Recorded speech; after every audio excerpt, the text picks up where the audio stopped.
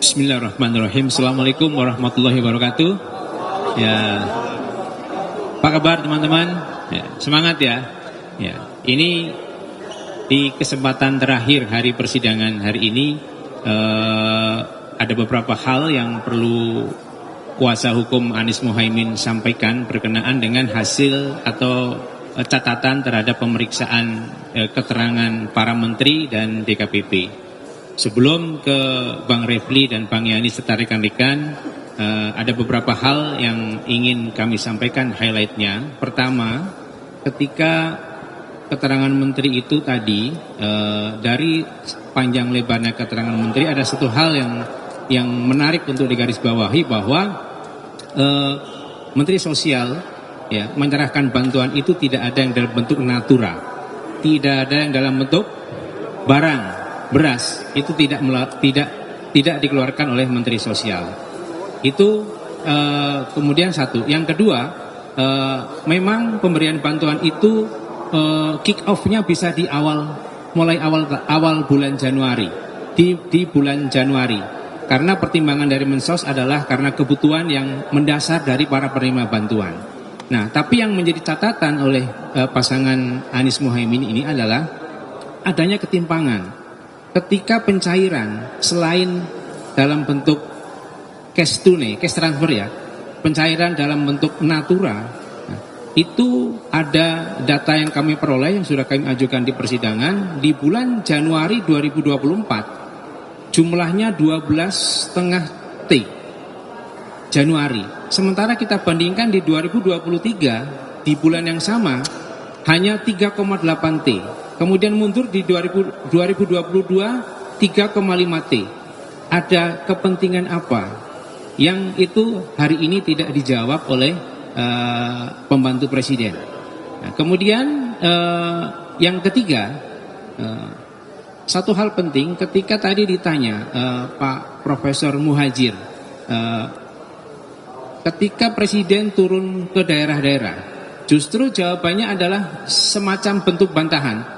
Apakah mungkin presiden hanya turun di 100 titik, tapi kemudian berpengaruh kepada elektoralnya sang putra, tapi kemudian itu diminta di stop oleh majelis. Ini menunjukkan bahwa ada intervensi, ada kepentingan elektoral dari terjunnya langsung presiden ke titik-titik tertentu yang katanya untuk membantu orang miskin, tapi titik-titik yang dituju adalah bukan kantong-kantong warga negara miskin, warga masyarakat yang miskin. Terakhir, yang highlight yang terakhir berkenaan dengan hadirnya DKPP.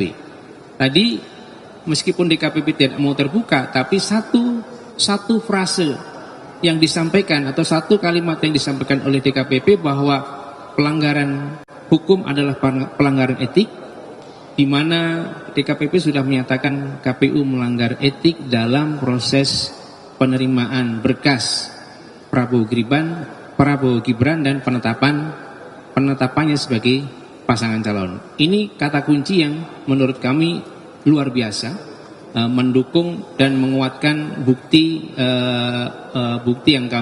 dalil yang kami ajukan berkenaan dengan permohonan diskualifikasi pasangan calon nomor urut 2. Itu beberapa hal. Kemudian selanjutnya diperdalam oleh Bang Ahmad Yani dulu.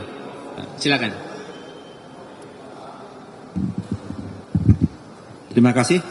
Assalamualaikum warahmatullahi wabarakatuh, rekan-rekan media.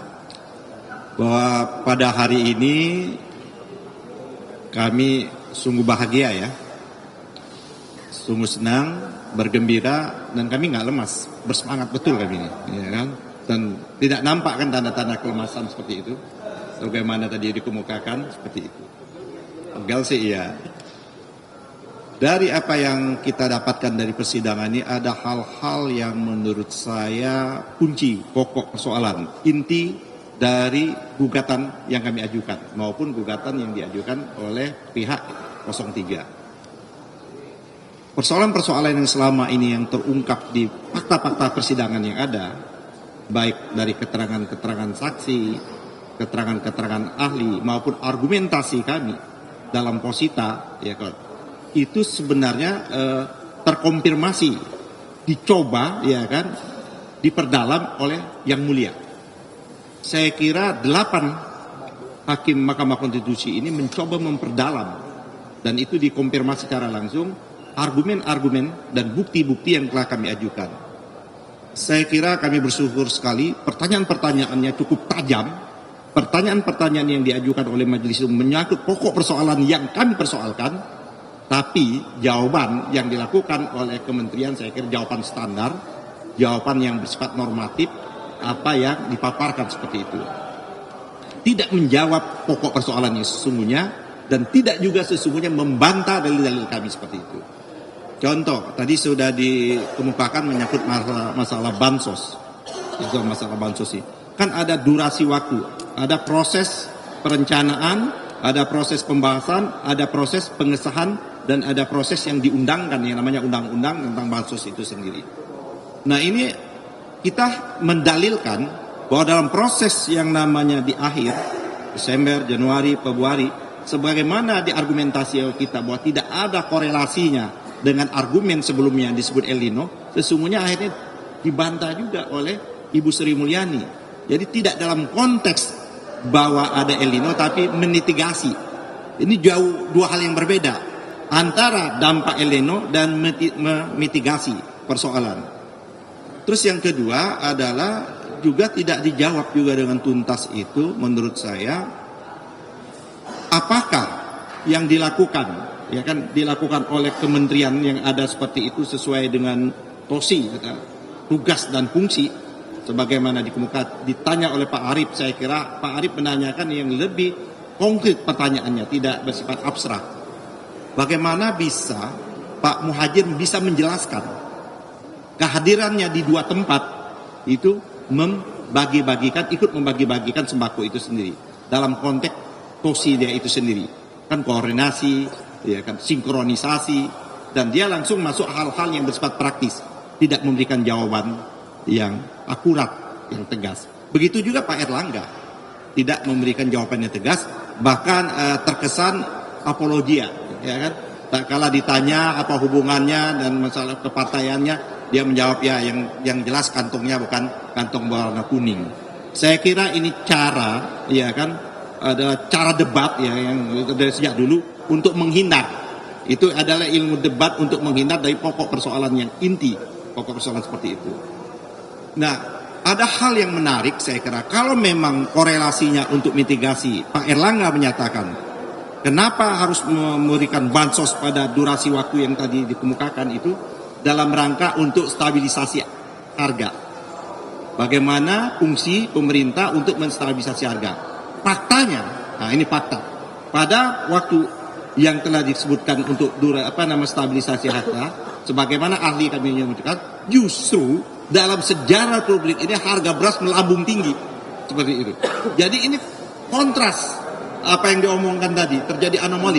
Pada satu sisi dia ingin menyatakan bahwa apa yang dilakukan ini dalam rangka stabilisasi harga, pada kenyataannya harga melambung tinggi sepanjang ada sejarah Republik Indonesia ini.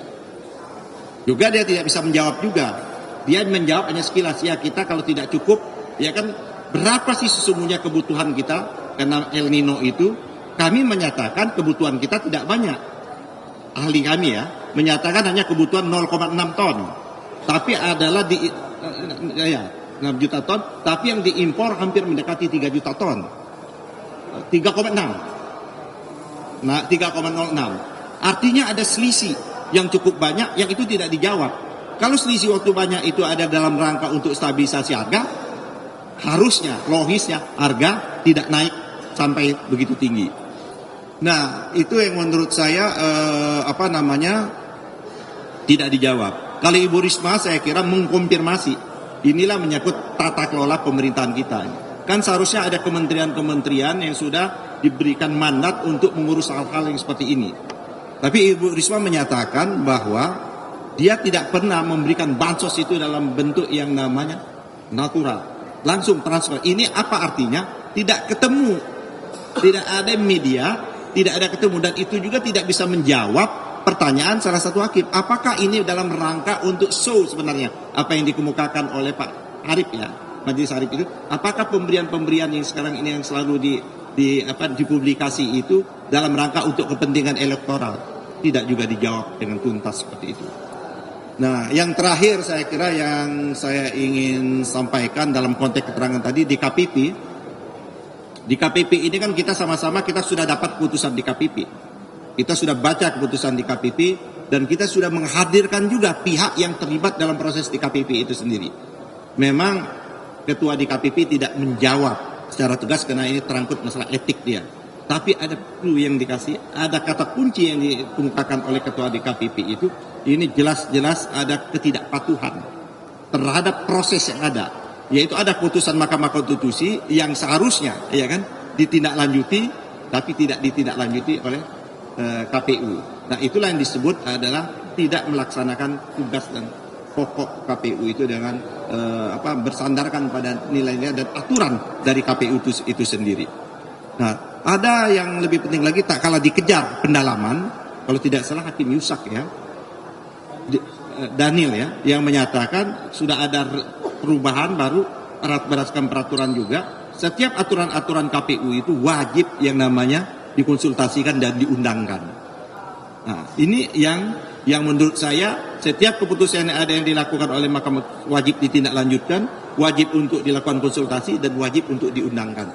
Di persidangan DKPP yang kita dapat, tapi tidak disampaikan di sini putusan itu, bahwa proses itu tidak dilalui oleh KPU. Oleh karena itulah maka dia diberi peringatan keras dan terakhir. Ditanya, kenapa dia terakhir terus kan? Dia hanya menunjukkan masalah kualitas kesalahan itu. Menurut kami, itu yang menurut kita kalau sudah terakhir, berarti sudah tidak ada terakhir lagi. Harusnya, kan, apa kata hakim, kenapa nggak dibuang saja? Ya kan? Apa bahasanya hakim dari diempaskan apa dibuang? Kayaknya dia tidak mau menjawab juga secara konkret. Nah, akhirnya secara menyeluruh dari persidangan awal, dari saksi-saksi yang dihadirkan, dari bukti-bukti, tinggal nanti memang menurut saya yang mulia memberikan kesempatan juga pada kami. Belum pernah ada juga kan terobosan juga ini. Ini menunjukkan bahwa peradilan ini tidak hanya peradilan kuantitatif, sebagaimana didalilkan hanya mengukur sengketa-sengketa hasil. Buktinya kita bisa juga memberikan penilaian, respon terhadap beberapa keterangan oleh menteri ini dalam kesimpulan kami. Seolah akan kami rumuskan, ya kan, kesimpulan ini dan menjadi lebih tajam lagi sebagaimana yang telah kami ajukan dalam permohonan kami. Dan insya Allah kami yakin betul ini memang Jumat yang berkah. Mudah-mudahan permohonan kami insya Allah dijawab dan dikabulkan. Terima kasih. Bila taufiq hidayah. Assalamualaikum warahmatullahi wabarakatuh. Iya, kalau Bang Yani lama lagi saya pulang. Assalamualaikum warahmatullahi wabarakatuh. Keren cadang. Jadi kawan-kawan semua, saya gembira ya. Hari ini sudah berakhir sidangnya dan kita hanya akan menyiapkan kesimpulan. Tapi kata menyiapkan kesimpulan itu luar biasa sesungguhnya. Karena kita diberikan kesempatan lagi untuk mempertajam apa yang sudah kita sampaikan dan memberikan juga kritik atau masukan-masukan apapun kepada Mahkamah Konstitusi untuk memperkuat permohonan kita. Logikanya sederhana. Kalau MK mau menolak permohonan kita, ngapain dia bikin instrumen baru kesimpulan? Dan boleh juga menanggapi apa yang terjadi tadi. Oke, saya akan mereview secara umum, tidak spesifik hari ini.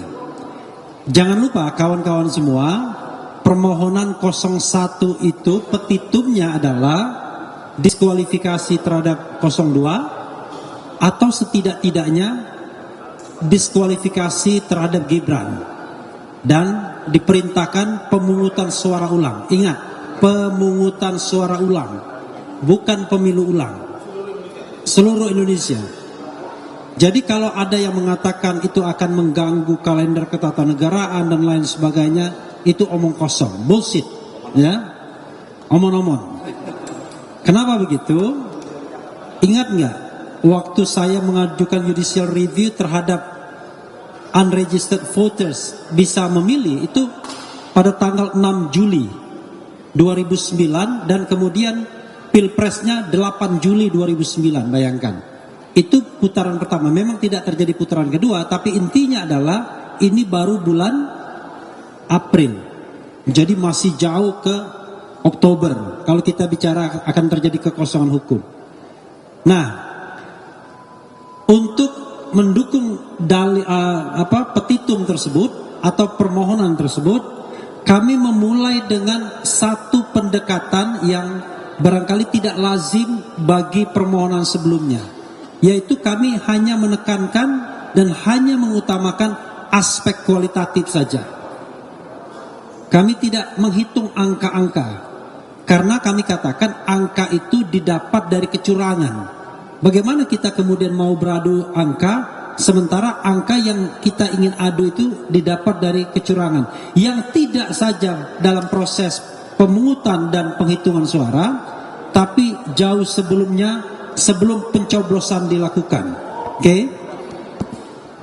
Dan pintu itu sudah terbuka bagi kami, yaitu bahwa MK sudah kembali menegaskan dirinya bahwa mereka adalah pengawal konstitusi, the guardian of the constitutions, dan itu putusan 2004 hingga 2019.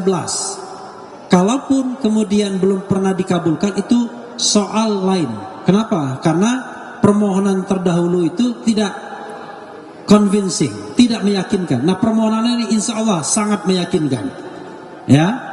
Karena itu kami yakin bahwa peluang besar untuk dikabulkan, insya Allah. Amin. Amin. Kalau wartawan ada yang mengaminkan langsung 100% ini, ya kan? Nah, ya, oke. Semua ahli yang diajukan pihak terkait berusaha mengatakan, hei Mahkamah Konstitusi, Anda cuma hitungan saja.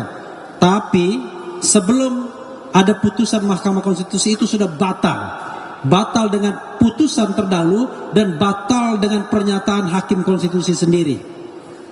Oke, dalil pertama, ya, saya tidak akan mengumpulkan 11 dalil, cuma 3-4 dalil saja. Dalil pertama, bahwa penetapan Gibran sebagai wakil Presiden Prabowo Subianto, calon wakil Presiden Prabowo Subianto, itu menurut kami bertentangan dengan hukum dan konstitusi.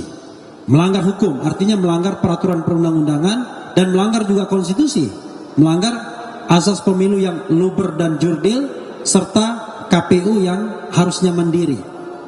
Ada dua hal di sini sekaligus menjawab dalil kedua, yaitu sudah expressis verbis bahwa memang ada pelanggaran karena PKPU sebagai dalam tanda kutip hukum acara pendaftaran tersebut itu tidak diubah dan diperkuat dengan Hakim Konstitusi Arief Hidayat yang mengatakan putusan MK itu ada yang self-executing dan non-self-executing. Self-executing itu adalah langsung bisa diterapkan tanpa diperlukan adanya tindak lanjut berupa misalnya pembentukan peraturan pelaksana atau perubahan peraturan pelaksana. Tapi ada non-self-executing, dan kami yakin yang dimaksud Yang Mulia Arief Hidayat non-self-executing itu adalah termasuk putusan MK nomor 90 yang itu pun kontroversial, yang itu pun yang kata Yusril kontroversial, yang katanya harus diubah, ada penyelundupan hukum. Tidak ada waktu bagi KPU untuk mengubah PKPU-nya karena waktu tinggal 4 hari lagi, dan bagaimana konsultasi dengan DPR karena DPR sedang reses. Itu kata Prof. Yusril, yang kemudian berbeda sebelum dia menjadi kuasa hukum 02 dan berminat menjadi wakil presiden pada waktu itu. Kita bukan anak kecil, ya kan? Semua ada kepentingannya, kan? Nah, tetapi ternyata betul apa yang dikatakan Prof. Yusril itu, tapi yang dulu, ya. Jadi memang dalil pertama terbukti, oke? Dalil kedua, tidak independennya KPU atau penyelenggara pemilu yang lainnya terbukti juga.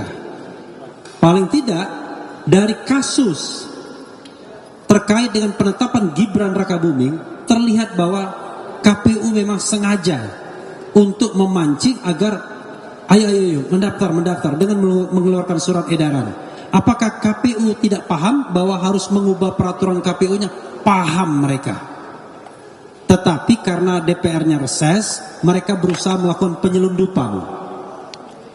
Wah, itu bisa dipermasalahkan, itu pelanggaran kode etik juga itu. Jadi melakukan penyelundupan dari saksi yang menjadi lawyer di DKPP. Penyelundupannya itu apa? Penyelundupannya adalah dia mengajukan perubahan peraturan KPU itu kepada Dirjen Perundang-undangan tanpa konsultasi DPR. Fortunately ditolak oleh Dirjen Perundang-undangan. Nah, ini menunjukkan bahwa KPU tidak independen. Padahal apa urusannya? Dia kan bisa mengatakan, oke, ada putusan 90, tetapi karena tidak ada waktu untuk mengubah PKPU, maka putusan tersebut belum bisa kami laksanakan. Karena kalaupun kami laksanakan akan cacat prosedural seperti yang dikatakan Yusril Iza Mahendra, akan dipersoalkan orang, dan terbukti, ya kan? Akan dipersoalkan orang. Implikasinya ada persoalan-persoalan seperti ini dan itu bisa inkonstitusional. Maka dalil kami, ya setidaknya ada penyelenggara pemilu yang tidak independen from the beginning, itu sudah terbukti juga. Bagaimana dengan Bawaslu? Sama saja. Terlihat betul bahwa Bawaslu itu tidak memproses hal-hal yang memang jelas-jelas merupakan pelanggaran. Seperti misalnya yang namanya mobilisasi aparat desa. Kemarin ada PJ Wali Kota Bekasi. Ternyata pernah juga diproses oleh Bawaslu, tapi tidak pernah dia menghukum bahwa PJ ini atau kegiatan itu menguntungkan atau dimaksudkan untuk menguntungkan Paslon 02. Tidak pernah ada putusan yang begitu. Sepanjang pengetahuan saya, ada nggak? Nggak ada ya. Jadi tidak ada putusan yang mengatakan bahwa itu menguntungkan Paslon 02 dengan melanggar undang-undang. Nah, ini menunjukkan bahwa ada ketidaknetralan. Bagaimana dengan DKPP? Ketidaknetralan DKPP yang juga terbukti adalah walaupun memang tidak dipersoalkan secara masif. Anda bayangkan, ada ketua KPU 5 kali melanggar, dihukum karena melakukan pelanggaran kode etik. 3 diantaranya berat, ya. 2 peringatan berat dan terakhir. 1 peringatan berat saja, tapi tidak ada terakhirnya. Yang terakhir yang Irman Gusman itu. Anda bayangkan, ini hakim konstitusi di sini, ketua MK, sekali melanggar langsung didemosi. Ini jangankan dipecat, didemosi saja tidak sebagai ketua KPU. And then pertanyaannya, ada apa? Apakah karena mereka di backup oleh kekuasaan dan perintah kekuasaan adalah pertahankan? Ini juga persoalan. Maka saya katakan dalil mengenai independensi itu terbukti. Oke, biar jangan terlalu panjang. Dalil lain misalnya bansos. Nah, ini menarik ya. Sebenarnya bansos itu jangan dilihat bansos itself, tapi itu adalah bentuk dari cawe-cawe Jokowi. Jadi bansos cawe-cawe Jokowi itu harus disatukan menjadi satu kesatuan. Ya. Jadi jangan berdiri sendiri. Jadi apa yang harus kita lihat? Perencanaan jahat, perencanaan kecurangan. Itu yang harus kita lihat. Bukan berapa besar bansos yang digelontorkan, bukan apakah kemudian sudah disidangkan atau tidak, tetapi apakah ada perencanaan kejahatan pemilu untuk memenangkan paslon tertentu dalam tindakan-tindakan cawe-cawe Jokowi, yang salah satu instrumennya adalah penggelontoran bansos. Kalau kita jeli melihat apa yang disampaikan oleh para menteri dan juga dari sidang kemarin, maka ada beberapa hal yang paling telak misalnya. Yang paling telak itu adalah kenapa kemudian timingnya itu betul-betul sebelum pemilu. Sederhana, kenapa kemudian realisasi bansos itu meningkat tajam dari 5 triliunan, 5,88 triliun tahun sebelumnya menjadi 12 triliun lebih. pada bulan Januari. Kan tidak masuk akal. Kalau kita bicara rapel 3 bulanan, maka jatuhnya pada bulan Maret. Kalau rapel 3 bulanan, kenapa jatuhnya pada bulan Februari? Kalau kita pakai pikiran, itu sudah menunjukkan bahwa ada perencanaan kejahatan. Nah, mudah-mudahan hakim MK bisa menangkap ini semua. Jadi kawan-kawan semua, kami menganggap bahwa apa yang kami dalilkan tersebut terbukti semuanya. Kalau dikatakan bahwa tidak ada kecurangan, tidak ada perencanaan kejahatan dalam Pilpres kali ini, come on, kita seolah menutup mata hati, kecuali kalau kita sekedar dukung-mendukung. Tapi kalau mengatakan bahwa pemilu ini Presiden Jokowi tidak cawe-cawe yang dia nyatakan sendiri, dan kemudian tidak ada operasi untuk memenangkan paslon 02, maka kita sudah menutup mata dan hati kita hanya untuk kepentingan saya tidak tahu kepentingan apa. Karena itu kami tidak ingin bahwa kecurangan dimenangkan, dan kami tetap tidak ingin bahwa pemimpin dipilih secara curang. Wassalamualaikum warahmatullahi wabarakatuh. Insya Allah kita menang. Amin. Oh ya, minal aidin wal faizin. Mohon maaf lahir dan batin. 2 hari lagi mudik kita. Terima kasih ya. Menang banyak atau menang tipis? Saya bukan Hotman Paris Hutabean. Yang paling penting menang. Mau 1-0, 2-0, yang penting menang. Oh, juga kami mengucapkan terima kasih pada kawan-kawan yang sudah bersibuk-sibuk, ya kan. Kami tidak bisa memberikan apa-apa, cuma apresiasi saja. Kalau memberikan makan juga sedang puasa sebagian kan. Tetapi mudah-mudahan jeripaya kita semua nanti akan diganjar oleh MK. Untuk siapa? Bukan untuk 01 atau 03, tapi untuk Indonesia, untuk demokrasi kita. Hidup demokrasi. Dapat kami simpulkan dari persidangan yang sudah berlangsung sekian lama adalah bahwa kami tetap berkeyakinan bahwa 2 permohonan yang diajukan oleh pemohon 1 dan pemohon 2 itu tidak terbukti di persidangan ini. Yang lalu-lalu kami sudah jelaskan di mana kegagalan mereka untuk membuktikan apa yang mereka narasikan di dalam posita, di dalam keseluruhan permohonan, tidak mendukung apa yang dikemukakan di dalam petitum, yang seperti kita ketahui petitumnya adalah memohon kepada Mahkamah Konstitusi untuk menyatakan pasangan calon nomor 2, yaitu Pak Prabowo dan Pak Gibran, didiskualifikasi dan diadakan pemungutan suara ulang tanpa keikutsertaan keduanya. Dan yang satu mohon supaya didiskualifikasi hanya Pak Gibran dan diadakan pemungutan suara ulang Pak Prabowo berdampingan dengan pasangan calon wakil presiden yang baru. Itu tidak dapat dibuktikan dalam persidangan ini. Begitu juga pelanggaran sistematik, terstruktur, masif juga tidak terbukti dalam persidangan ini. Hari ini jelas sekali Menteri Keuangan, 2 Menko dan Menteri Sosial mengungkapkan bahwa tidak ada penyalahgunaan bansos seperti yang selama ini dikemukakan dan didalilkan oleh kedua pemohon di dalam persidangan. Ibu Risma yang hadir pada hari ini tegas-tegas mengatakan tidak ada bantuan yang bersifat langsung. Semua adalah bantuan dalam bentuk transfer melalui bank, baik disampaikan melalui elektronis melalui bank maupun dikirimkan melalui kantor pos yang ada di daerah-daerah.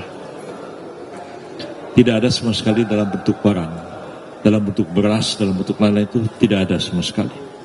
Jadi apa yang selama ini didalilkan penyalahgunaan bansos itu dibantah oleh Ibu Risma sendiri dalam persidangan ini. Begitu juga mengenai peningkatan berlipat ganda jumlah bansos juga tidak terbukti dalam persidangan ini dan dibantah oleh Menteri Keuangan, Menko Perekonomian maupun juga dibantah oleh Menteri Sosial. Hanya yang terkait dengan masalah bantuan yang terkait dengan El Nino memang ada automatic adjustment, itu diakui, dan Menteri Sosial memang menyampaikan bahwa itu adalah permintaan dari kabinet dan dilakukan pertemuan dengan Komisi 8 DPR, jadi menguatkan keterangan yang kemarin dikemukakan oleh Pak Aceh di persidangan ini, Pak Aceh Hasan Sajili di persidangan ini, dan itu terjadi peningkatan sampai dengan 50 triliun dari sekitar 50 triliun dari dana yang disediakan untuk El Nino. Tetapi dalam seluruh keterangan yang hari ini disampaikan oleh baik Menteri Keuangan maupun Menteri Sosial, pada tahun 2024 ini tidak ada penyaluran atau belum ada penyaluran bantuan sosial El Nino. Jadi semua itu betul berakhir pada tahun November 2023, tidak ada penyaluran dana bantuan sosial El Nino. Satu hal yang didalilkan atau diterangkan oleh ahli Profesor Damanhuri ya namanya pada waktu dari IPB, yang mengatakan ada pelipat gandaan jumlah El Nino, bantuan El Nino, walaupun El Nino-nya sudah berakhir pada bulan November. Ternyata dari keterangan Menteri Keuangan dan keterangan dari Menteri Sosial, tidak ada penyaluran dana bantuan sosial El Nino pada tahun 2024 yang selama ini dikait-kaitkan dengan pelaksanaan pemilu supaya disalurkan untuk memilih Pak Prabowo dan Pak Gibran. Yang juga tegas sekali dikemukakan dalam persidangan ini adalah menjawab pertanyaan hakim, apakah dalam proses pembahasan masalah bantuan-bantuan sosial dan kemudian bantuan penyediaan dana untuk itu termasuk subsidi BBM, ada titipan-titipan yang bermuatan politik atau tidak, ya. Mereka mengatakan, semuanya mengatakan tidak ada. Pembahasan itu adalah pembahasan yang langsung berkaitan dengan tugas pokok dari masing-masing kementerian dan tidak terbebas sama sekali dari titipan-titipan politik seperti itu. Juga tentang presiden sebenarnya ya tidak sama sekali diketahui oleh kedua pemohon yang mengatakan Pak Jokowi pergi kemana-mana itu nenteng bansos dibagi-bagikan. Saya minta maaf, saya mantan Menteri Sekretaris Negara, saya tahu hal itu. Presiden itu punya anggaran tersendiri, ya, anggaran tersendiri yang setiap bulan dapat digunakan baik oleh Presiden dan Wakil Presiden, dan itu memang sebagai semacam satu dana taktis istilahnya zaman Pak Harto dulu, yang memang tidak diperiksa dan tidak dipertanggungjawabkan. Jumlahnya ada berapa hanya dipertanggungjawabkan secara global saja. Dan itu Seknek biasanya juga dalam laporan ditanya oleh BPK, tapi hanya sifatnya umum saja. Jadi dana itu yang dipakai, itu adalah dana yang ada pada presiden sendiri, sama sekali bukan bansos. Ya, dana operasional, dana, ya kalau zaman Pak Harto dulu namanya dana taktis presiden. Sekarang mungkin taktis udah nggak dipakai lagi istilah itu. Jadi saya paham mengenai soal itu, dan pengalaman saya 3 kali jadi menteri di kabinet, ya membahas itu profesional aja. Saya misalnya membahas anggaran makan narapidana, ya, membahas anggaran makan rumah tahanan. Apa nanti kalau sedekat pemilu, oh ini supaya ini tahanan atau napi ini supaya milih partai A atau B, itu nggak pernah kita berpikir masa itu. Ya kita bicara politik, kerja profesional aja. Jadi lebih banyak rumors, lebih banyak dugaan-dugaan yang diungkapkan dalam permohonan, tapi sama sekali gagal untuk dibuktikan. Dan seluruhnya dibantah oleh pihak yang punya otoritas untuk melakukan itu. Kesimpulan saya adalah bahwa walaupun sidang ini belum berakhir, nanti tanggal 16 sore tidak ada sidang lagi, tapi kami menyerahkan kesimpulan, dan insya Allah keputusan akan dibacakan pada tanggal 22 April yang akan datang, dan tidak satupun apa yang didalilkan itu terbukti dalam persidangan, dan keyakinan kami bulat semua, saya kira semuanya ini, bahwa majelis hakim akan menolak kedua permohonan yang diajukan oleh pemohon dalam sidangan ini. Demikian keterangan saya, Pak Oto, silakan. Teman-teman wartawan, jadi seperti yang disampaikan tadi, bahwa inilah sidang terakhir mengenai soal bukti-bukti dan sebagainya. Kita tinggal tunggu putusan, tapi di antara putusan kami diperkenalkan untuk masukkan kesimpulan pada tanggal 16 April jam 4 sore. Setelah itu tinggal kita menunggu putusan. kehadiran 4 menteri tadi ditambah 1 DKPP telah membuktikan bahwa memang dalil dari pemohon itu sungguh-sungguh tidak terbukti. Kenapa? Dalil mereka pertama mengatakan DKPP itu tidak independen. Tadi sudah ditanyakan kepada semua ketua DKPP, mereka mengatakan tidak pernah ada soal itu. Bahkan tidak pernah ada laporan tentang independensi daripada penyelenggara dari mereka tentang itu.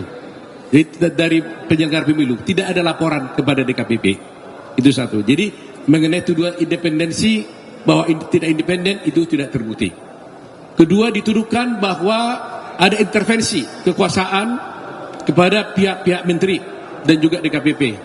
Itu tadi jelas sudah dibantah dan sudah dijelaskan tidak ada sama sekali intervensi dari pihak manapun, baik kepada Ibu Risma, Ibu Sri Mulyani, baik juga kepada Pak Erlangga maupun kepada Muhajir, itu sama sekali tidak terbukti. Sudah jelas ya. 2. Ketiga, tuduhan kepada Bapak Jokowi, Presiden Republik Indonesia yang cawe-cawe dan kemudian juga yang turun ke lapangan untuk membagikan bansos juga sudah terbantahkan tadi, dijelaskan oleh 2 Menko dan 2 Menteri.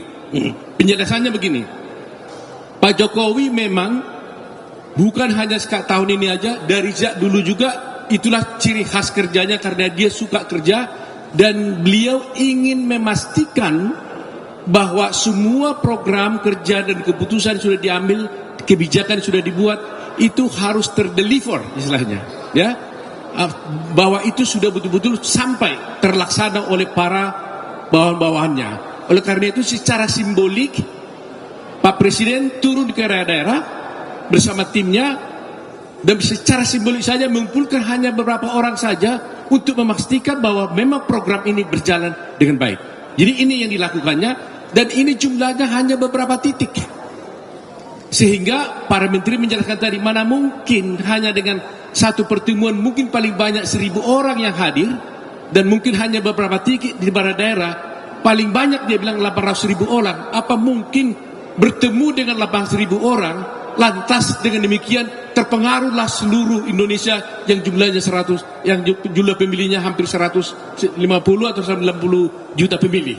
Jadi itu tidak masuk akal. Jadi dibantah tegas oleh 2 Menko dan 2 Menteri. Jadi dalil itu sudah terpatahkan semuanya. Nah, kalau soal bansos tadi Pak Rizal sudah jelaskan bahwa itu sudah jelas. Saya nggak ulangi lagi. Soal PJ juga sudah terpatahkan. Jadi berarti tuduhan yang mereka lakukan ya sudah jelas-jelas sudah tidak terbukti. Ketiga, yang terakhir yang dari DKPP juga menjelaskan mengenai perkara yang di DKPP yang memberikan sanksi kode etik, sanksi etik kepada Ketua KPU. Tegas tadi Ketua DKPP mengatakan kami hanya memberikan sanksi etik kepada Ketua KPU dan anggota-anggotanya, tetapi kami tidak punya kewenangan dan tidak pernah membatalkan pencalonan Gibran sebagai calon wakil presiden. Nah ini, jadi supaya clear kita ya. Jadi putusan etik itu tidak ada kaitannya dengan pencalonan Gibran sebagai wakil presiden. Dari itu semua saya kira seperti saya katakan kemarin, bahwa kalau dihadirkan para menteri ini justru akan memperkuat posisi kami 02 dan akan melemahkan posisi mereka, dan itu telah terbukti hari ini. Justru keempat menteri itu ditambah 1 DKPP telah bisa menjelaskan dalil-dalil bahwa dalil mereka itu adalah tidak benar dan tidak terbukti. Saya kira itu cukup jelas. Jadi jangan sampai ada lagi anggapan bahwa presiden cawe-cawe, ya, presiden intervensi dan sebagainya.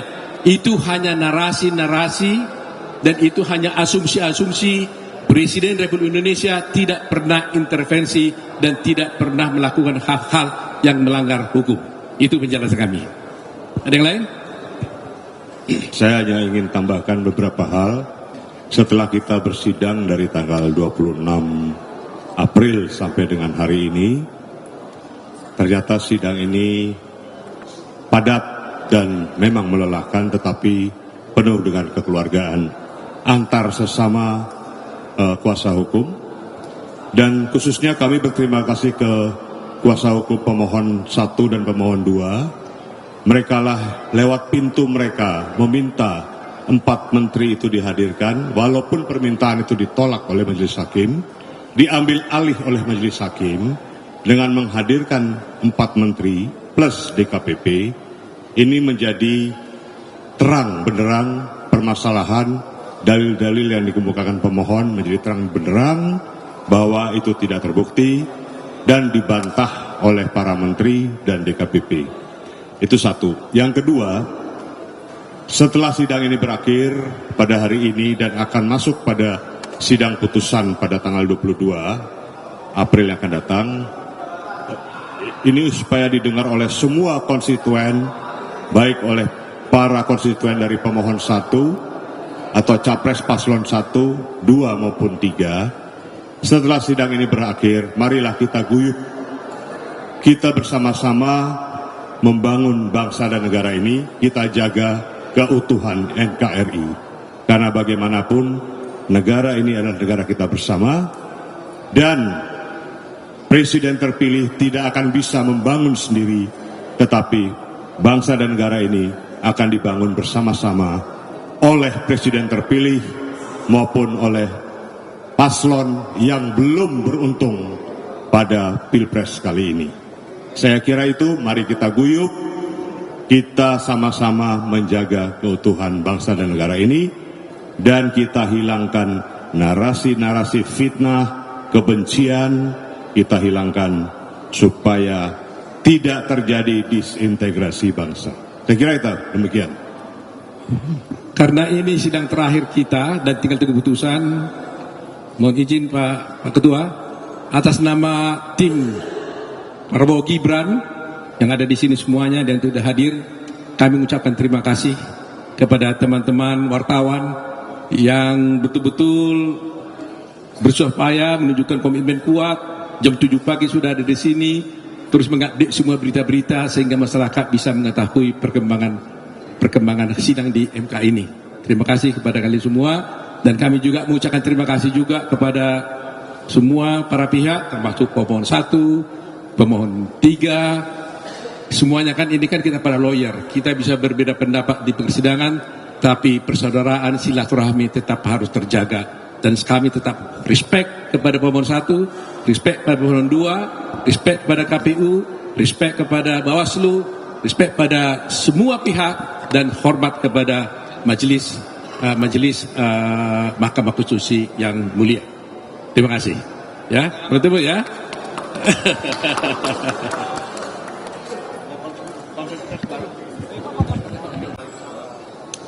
Saudara-saudara, pertama saya ingin menyampaikan terima kasih atas kehadiran kawan-kawan mencatat dan juga melakukan banyak kegiatan. Bahkan juga saya kira mengabadikan seluruh kegiatan kita di Mahkamah Konstitusi ini. Apa yang kita harapkan adalah bahwa seluruh kegiatan kita di Mahkamah Konstitusi ini nanti akan merupakan satu rangkaian dari sejarah dalam membangun peradaban hukum yang adil berdasarkan kebenaran. Itu pertama yang ingin saya sampaikan kepada saudara-saudara. Kemudian yang kedua, saya kira tugas kita sekarang adalah mencoba untuk melihat secara baik dan nantinya mendengar secara baik apa yang akan menjadi putusan dari Mahkamah Konstitusi. Ya, tentu kita berharap bahwa Mahkamah Konstitusi tidak akan terikat dengan kungkungan tradisi yang selama ini bisa merugikan banyak pihak. Kita berharap mereka melakukan kegiatan apa yang kita sebut dengan judicial activism. Dalam arti bahwa mereka harus melakukan pembaharuan hukum. Ya. Sebab saudara-saudara, dalam permohonan kami misalnya, kami sudah tunjukkan kepada Mahkamah Konstitusi di luar negeri sana, baik di negara yang menganut sistem hukum common law ataupun seperti kita, ya, civil law, mereka sudah memutuskan perkara-perkara perselisihan tentang hasil pemilihan. Salah satu argumen yang mereka sampaikan adalah kalau proses pemilihan itu dilakukan dengan cara yang tidak baik, dilakukan dengan cara yang curang, maka itu akan menjadi alasan untuk membatalkan pemilihan presiden itu. Sebab mereka beranggapan bahwa kejahatan sekecil apapun itu tetap adalah kejahatan. Nah, ini saya kira yang tidak bisa kita tolerir. Dan ini juga yang menjadi alasan kami mengapa kami datang ke Mahkamah Konstitusi ini. Kita ingin mengingatkan kepada bangsa ini tidak boleh kita mentolerir keburukan. Apalagi kalau keburukan itu dilakukan untuk mempertahankan kepentingan satu keluarga atau satu kelompok, terlebih lagi kalau untuk membangun dinasti baru. Ya. Sebab saya kira sejak kita merdeka, dinasti itu tidak boleh dibangun, kecuali untuk kerajaan-kerajaan. Kita, saya kira terutama sejak 1998, demokrasi sudah dikembangkan secara baik. Dan ini berkembang. Akan tetapi nampaknya sekarang di akhir, ini hampir ke tahun ke-25 dari proses sejak reformasi itu, ini mau ditutup, ya, mau diabaikan untuk kepentingan keluarga dalam jangka pendek. Itu persoalan kita. Saudara-saudara, saya cuma sedikit akan menyampaikan apa yang saya dengar, ya, dari pernyataan-pernyataan menteri, 4 orang menteri dari pagi tadi dan juga dari DKPP. Satu hal yang saya kira cukup jelas dalam nalar kita, mereka mengemukakan ada pembagian bansos yang dilakukan oleh presiden, ya, dan itu di luar yang merupakan program dari Kementerian Sosial. Bahkan Ibu Menteri Sosial tadi mengatakan bahwa tidak ada keterlibatan beliau atau keterkaitan beliau sebagai Menteri Sosial terhadap pembagian-pembagian bansos atau apapun namanya yang dilakukan oleh Presiden secara langsung. Apalagi pembagian-pembagian yang dilakukan oleh Presiden itu tidak didasarkan pada program yang sudah ditetapkan oleh APBN dalam programnya Menteri. Tetapi ini berdasarkan satu Kepres 125 tahun 2022 yang, ya, Kepres itu dibikin sendiri oleh Presiden. Ya, kita nggak tahu argumen awalnya ini untuk apa. Meskipun di dalam pelaksanaannya dikatakan itu adalah untuk mengatasi El Nino. Ya. El Nino itu kan sudah, kalau seperti ahli-ahli yang sudah kami hadirkan kemarin, November tahun lalu itu sudah selesai. Mungkin kalaupun ada keterlambatan hasil panen, tidak perlu dilakukan setiap bulan pembayaran-pembayaran terhadap bansos terkait dengan El Nino ini. Kemudian saudara-saudara, khusus terhadap bansos, dalam praktek yang terjadi selama ini dan sesuai dengan aturan yang ada, bahwa itu dilakukan oleh Kementerian Sosial dalam waktu setiap 3 bulan. Ya. Tidak seperti yang terjadi sekarang, itu dilakukan setiap bulan, sejak bulan Oktober, November, Desember, Januari dan Februari. Apa maknanya ini bagi kita? Bagi kita yang berakal sehat, mestinya kita katakan bahwa ini mencederai akal sehat kita kalau dikatakan ini tidak ada hubungannya dengan proses pilpres dan pemilihan-pemilihan yang lain. Saudara-saudara, saya kira ada satu hal lagi yang saya kira yang patut kita catat, bahwa ada penyimpangan berdasarkan Perpres 125 itu, di mana tidak ada keterlibatan Kementerian Sosial di dalam hal pembagiannya. Ini apa maknanya? Tentu kita, nalar sehat kita akan mengatakan bahwa Ibu Menteri ini tidak ingin dilibatkan, ya, karena ini barangkali bisa saja argumentasinya atau paling tidak asumsi saya bahwa kalau Ibu Menteri ini tahu dan terlibat, berarti bansos itu juga mesti dibagi untuk kepentingan partainya Ibu Menteri atau siapa yang didukung oleh Ibu Menteri. Nah, sementara sekarang kalau dari kemarin saksi-saksi kami mengatakan bahwa di Jawa Tengah itu ada 7 kali atau 10 kali presiden membagi-bagi bansos. Bahkan kalau saudara-saudara saya ingat betul, ada tulisan yang mengatakan bahwa selesai bagi-bagi bansos itu Bapak Presiden minum kelapa muda, ya, di Magelang bersama dengan cawapres. Begitu juga Pak Menteri, 2 orang menteri yang mengatakan bahwa bansos ini adalah dari Bapak Presiden. Ini kan personifikasi bansos yang tidak seharusnya dilakukan. Karena bagaimanapun juga itu kan aset milik negara. Itu milik kita, kita bayar pajak. Ya, dari pembayaran pajak kita itu diberikan. Jadi saya kira itu yang bisa saya sampaikan. Satu hal lagi, Bang Mulya, mungkin ya, kita berharap bahwa ya mari kita berdoa bersama-sama nanti di dalam hati kita. Mudah-mudahan Tuhan membuka pintu hati para hakim, mereka dijauhkan dari rasa takut. Misalnya ada ancaman-ancaman dari pihak-pihak tertentu yang akan menjadikan perkara atau mereka akan diperkarakan. Karena selama ini kita dengar dan kita tahu cukup banyak orang yang disandra dengan perkara, ya, sehingga berpihak kepada pihak tertentu. Saya kira begitu dari saya. Terima kasih atas perhatiannya. Assalamualaikum warahmatullahi wabarakatuh. Teruskan Bang Mulya. Saudara-saudara, nanti ada Saudara Henry juga, mungkin Saudara Yanwar. Ya. Saya hanya ingin menambahkan hal-hal yang sudah dijelaskan tadi oleh Saudara Magdir Ismail. Tentu kita berterima kasih untuk semua presentasi yang diberikan oleh keempat menteri.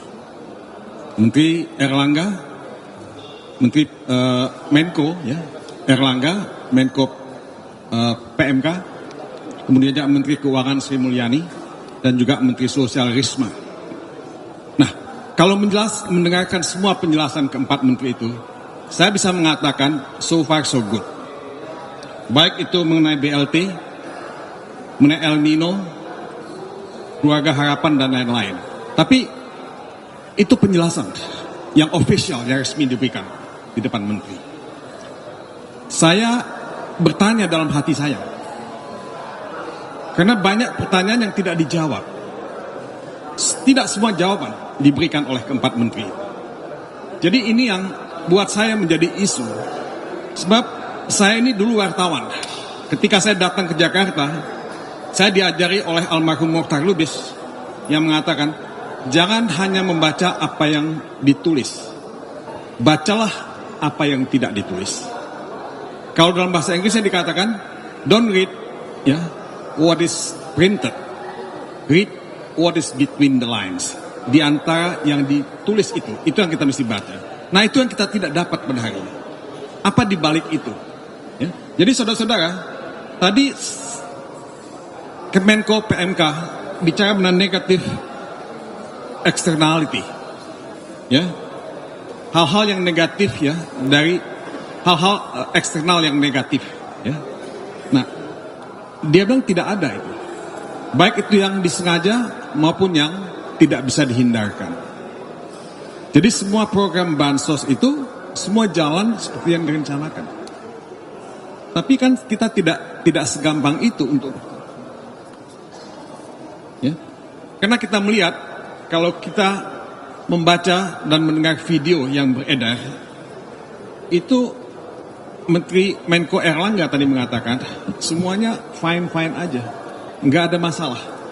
Presiden dalam menjawab pertanyaan Hakim Mahkamah Konstitusi Arief Hidayat, apakah ada pesan-pesan atau ada hal-hal yang aneh? Dia bilang nggak ada sama sekali. Tapi kan dalam memori kolektif kita sebagai anak bangsa, memori kolektif kita itu tidak akan pernah hilang. Kita melihat Menko Erlangga membagi-bagikan bansos dan mengatribusikan bansos itu pada Jokowi. Dan oleh sebab itu mesti memilih anak Jokowi. Mendak Zulkifli Hasan melakukan hal yang sama, mengatakan bansos itu dari Jokowi, dan karena itu kita mesti berterima kasih kepada Gibran. Nah, itu memori kolektif kita tidak bisa dihilangkan. Itu rekam jejak digital yang Anda akan selalu simpan, baik di laptop, di handphone, maupun di back mind kita semua. Jadi saudara-saudara, ini nggak akan pernah selesai. Penjelasan ini tentu membantu, tapi juga tidak membantu. Karena tetap menyisakan banyak pertanyaan di hati kita. Jadi saudara-saudara, saya hanya ingin menjelaskan itu, karena buat saya, politisasi bansos itu tidak selesai. Itu tetap ada dan harus dijelaskan secara tuntas, dan kita mesti melakukan perbaikan-perbaikan supaya tahun-tahun yang akan datang politisasi bansos itu tidak terjadi lagi seperti sekarang ini. Jadi saudara-saudara, ya, tinggal sekarang kita menunggu putusan MK yang akan dibuat tanggal 22 April yang akan datang. Apakah putusan MK itu akan membuat demokrasi, konstitusi, dan supremasi hukum ditegakkan? Apakah kejujuran, keadilan, pemilihan umum yang langsung, umum, bebas, rahasia, jujur, dan adil itu akan dihormati? Apakah kedaulatan rakyat akan dihormati? Ini yang kita tunggu dari MK. Saya tahu bahwa MK pasti mendapat tekanan, langsung atau tidak langsung. MK tidak hidup dalam ruang isolasi, tapi saya ingin memelihara optimisme. Saya ingin kita percaya bahwa sikap negarawan, sikap bengawan hukum, ya, dari hakim-hakim MK itu akan tetap ada, dan mereka punya komitmen untuk bangsa ini, komitmen untuk kita semua. Ini bukan persoalan menang atau kalah, ini bukan persoalan Ganjar atau Mahfud, ini bukan persoalan Magdir Ismail, Henry, saya, atau Pak Yanwar. Ini persoalan demokrasi, ini persoalan hak yang paling hakiki yang kita miliki sebagai anak bangsa. Tidak ada satu kekuatan pun yang bisa mensubversi kedaulatan suara yang kita punya, kedaulatan suara anak-anak bangsa. Jadi saya hanya ingin, ya, memelihara optimisme itu. Semoga kawan-kawan juga memelihara optimisme itu. Kita menunggu tanggal 22, ya. Semoga Tuhan memberikan yang terbaik buat kita sebagai bangsa. Mungkin itu saja yang saya ingin sampaikan. Mungkin Henry atau Pak Yanwar, silakan. Karena apa yang sudah disampaikan oleh Bang Timbul sama Magdir Ismail, saya anggap cukup. Dari saya cukup. Terima kasih. Ya, terima kasih Pak Magdir, Bang Mulya, teman-teman wartawan. Kita semua tadi sudah menyaksikan bagaimana dan mendengar bagaimana para menteri memberikan keterangan, tetapi itu terbatas pada regulasi. Kalau regulasi kita tidak bisa tutup mata, pasti dibuat sangat bagus, pasti dibuat sesuai dengan tahapan-tahapannya. Tetapi keterangan para menteri tadi tentu saja berbeda dengan keterangan para saksi yang pernah kami hadirkan. Bagaimana di Sumatera Utara, di Medan, pembagian bansos begitu masif.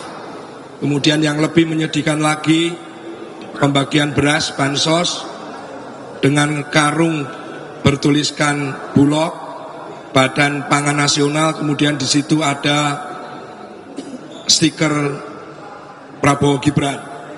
Nah, itu semua tentu berbeda, kontradiktif dengan keterangan para menteri, ya. Satu itu. Yang kedua, kami ingin memberikan satu catatan.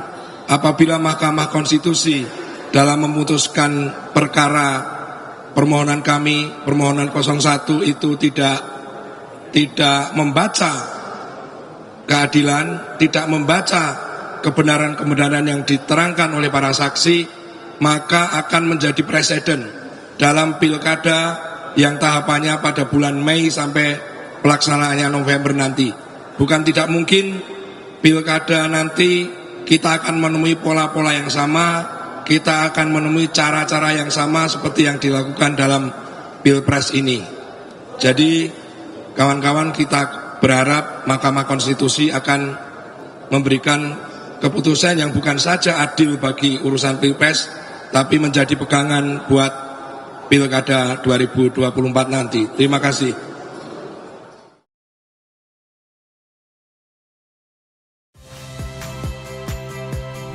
Saya Odin Fridianto. Saksikan terus program-program Kompas TV melalui siaran digital, pay TV, dan media streaming lain. Kompas TV, independen, terpercaya.